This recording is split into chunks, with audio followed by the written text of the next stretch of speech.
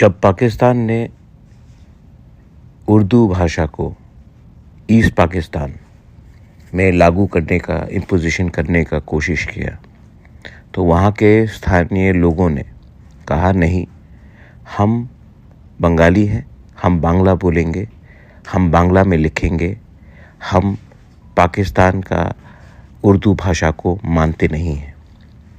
पाकिस्तान ने तभी भी ईस्ट पाकिस्तान के ऊपर उर्दू भाषा को लगाने का कोशिश किया, इम्पोज करने का कोशिश किया।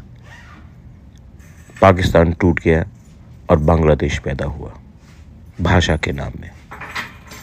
आज भी अगर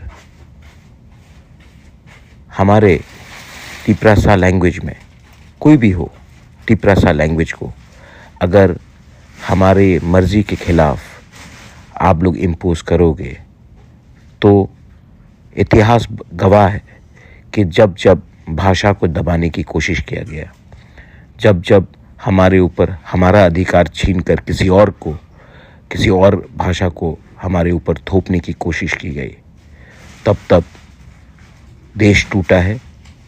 और जो लोग पावर में हैं उनको समझना चाहिए कि भाषा एक बहुत सेंसिटिव मैटर होता है और हमें अपना लैंग्वेज, अपना स्क्रिप्ट डिसाइड करने का अधिकार है।